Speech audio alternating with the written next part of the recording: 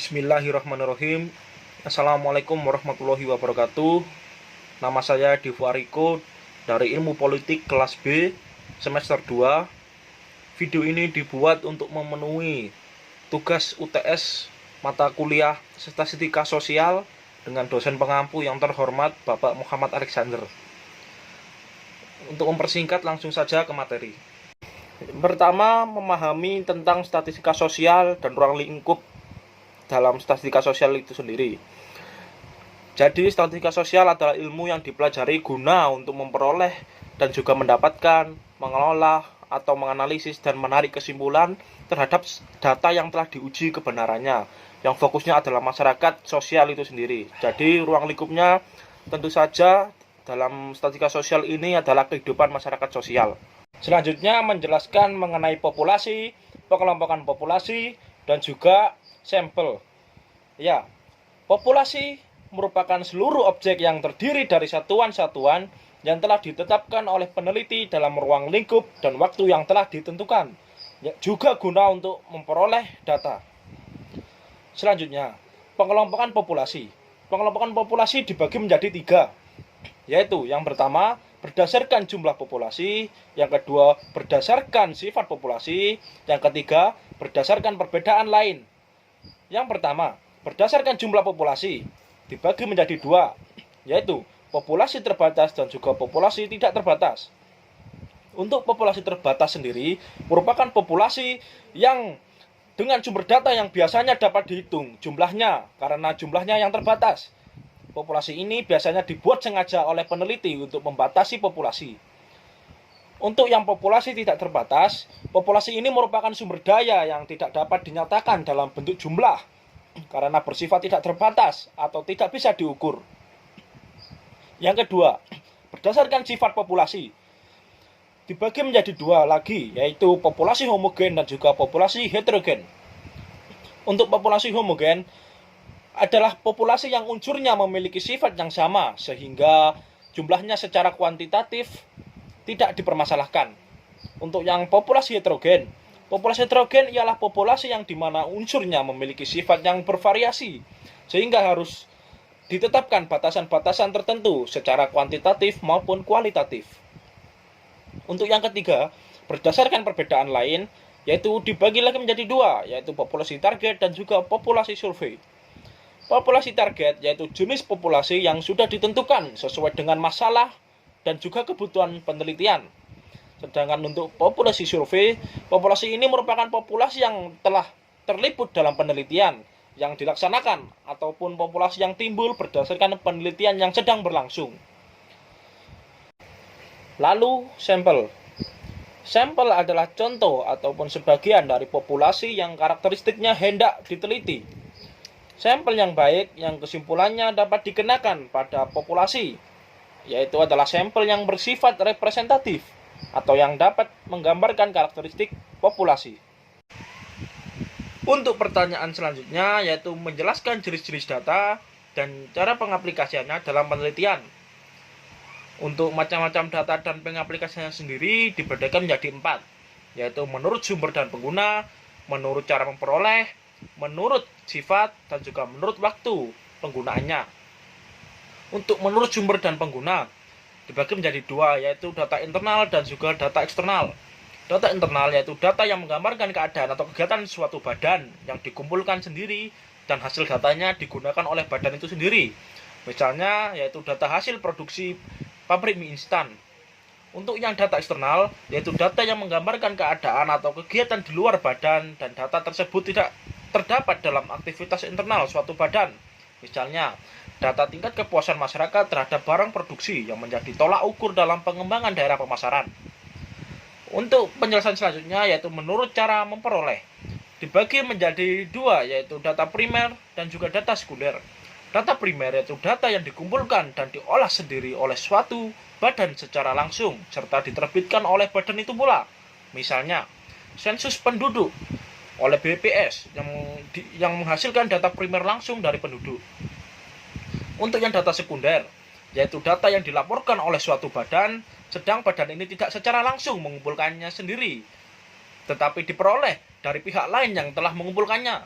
Misalnya, pemeriksaan dan pendataan ulang barang impor di pelabuhan dari pihak bea cukai. Selanjutnya yaitu menurut sifat. Menurut sifat dibedakan menjadi dua, yaitu data kualitatif dan juga data kuantitatif. Data kualitatif yaitu kemungkinan observasi yang tidak dinyatakan dengan angka-angka, misalnya nilai rupiah yang sangat kuat. Yang kedua yaitu data kuantitatif, yaitu serangkaian observasi atau pengajaran yang dapat dinyatakan dengan angka-angka, misalnya nilai rupiah per 2020 menjadi 16.000 per US dollar. Lalu menurut waktu pengumpulannya. Untuk menurut waktu pengumpulannya data dibagi menjadi dua, yaitu data cross section dan juga data time series. Data cross section yaitu data yang dikumpulkan pada suatu waktu tertentu yang bisa menggambarkan keadaan ataupun kegiatan pada waktu tersebut. Misalnya, bencana mulosnya lumpur lapindo adalah akibat dari kurang seriusnya pemerintah dalam menangani korban bencana tersebut. Yang kedua, data time series yaitu data yang dikumpulkan dari waktu ke waktu sehingga ada perkembangannya yang menunjukkan arah secara umum. Garis tren ini sangat berguna untuk membuat ramalan atau yang dibutuhkan bagi perencanaan. Misalnya, data tingkat curah hujan tiap tahunnya dibutuhkan untuk mengantisipasi datangnya tanah longsor ataupun banjir. Selanjutnya pada nomor 4 yaitu variabel. Kita akan memahami apa itu variabel, jenisnya baik maupun cara penggunaannya. Jadi, variabel merupakan ciri ataupun sifat dari suatu objek penelitian yang mempunyai variasi. Misalnya, kursi adalah objek penelitian. Jadi, variabel kursi adalah bentuk, warna, ukuran. Di mana bentuk, warna, dan ukuran tersebut disebut atribut dari variabel kursi. Untuk jenis, variabel terdiri dari 5. Yang pertama, variabel independen, yang kedua, variabel dependent, yang ketiga, variabel moderator, yang keempat, variabel interfering, yang kelima, variabel control. Untuk yang pertama, variabel independen. Variabel independen atau yang sering disebut dengan variabel bebas ini merupakan variabel yang mempengaruhi ataupun menjadi sebab perubahannya. Yang kedua, variabel dependent. Variabel dependent ini adalah sering disebut dengan variabel terikat, di mana merupakan variabel yang dipengaruhi atau yang menjadi akibat dari perubahannya. Jadi variabel dependent dan independent ini saling berkesinambungan ya. Contohnya adalah di mana variabel bebas itu variabel yang memberi pengaruh terhadap variabel lain, sedangkan variabel dependent yang terikat adalah variabel yang dipengaruhi oleh variabel bebas. Yang ketiga adalah variabel moderator. Variabel moderator merupakan variabel yang mempengaruhi, baik memperkuat dan memperlemah hubungan antara variabel bebas dan variabel terikat. Contohnya adalah di mana hubungan suami dan istri akan semakin baik jika memiliki anak, dan akan semakin renggang jika ada pihak ketiga yang ikut mencampuri. Posisi anak ini menjadi variabel moderator yang memperkuat hubungan, sedangkan pihak ketiga ini menjadi variabel moderator yang memperlemah hubungan. Yang nomor 4, ada variabel intervening. Variabel intervening adalah variabel yang secara teoritis mempengaruhi hubungan antara variabel independen dan dependent, tetapi tidak dapat diamati dan diukur. Variabel ini merupakan variabel perantara yang terletak di antara variabel bebas dan terikat, sehingga variabel bebas dan terikat tidak langsung mempengaruhi berubahnya ataupun timbulnya variabel yang terikat tadi. Yang kelima, variabel kontrol. Variabel kontrol merupakan variabel yang dikendalikan ataupun dibuat konstan, sehingga hubungan variabel independen terhadap dependen tidak dipengaruhi oleh faktor luar yang tidak diteliti. Variabel kontrol sering digunakan oleh peneliti bila akan melakukan penelitian yang bersifat membandingkan melalui penelitian eksperimen. Contoh, pengaruh jenis pendidikan terhadap keterampilan pemasaran. Variabel independennya adalah pendidikan SMA maupun SMK, sedangkan variabel dependennya adalah keterampilan pemasarannya. Selanjutnya yaitu pembahasan terakhir mengenal beberapa operasi analisis, salah satunya regresi sederhana. Lalu menjelaskan apa itu regresi dan relasinya dalam sebuah variabel dan memberikan analisis regresi dalam penelitian sederhana. Jadi analisis regresi adalah studi yang membahas mengenai hubungan antar variabel, relasi regresi dengan variabel, yakni Analisis regresi merupakan sebuah studi yang di dalamnya membahas hubungan antara variabel-variabel yang diteliti, sehingga dapat disimpulkan bahwa jika tidak ada variabel, maka analisis regresi itu tidak ada. Seringkali dalam praktek ingin diketahui apakah ada hubungan antara dua variabel atau lebih. Misalnya, apakah ada hubungan antara hasil panen padi dengan jumlah pupuk yang digunakan. Kembali ke pembahasan awal, yaitu analisis regresi sederhana, di mana sebuah metode pendekatan untuk pemodelan hubungan antara satu variabel dependen dan satu variabel independen.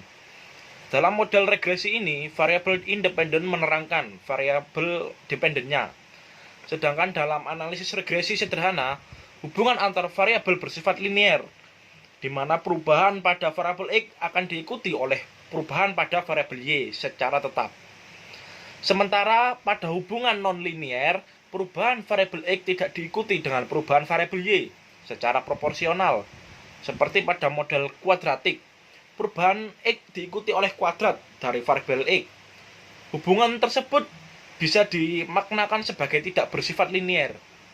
Contoh objek penelitian seperti ini adalah di mana kita dapat memprediksi berapa tingkat konsumsi masyarakat ketika kita sudah mengetahui jumlah pendapatan masyarakat itu.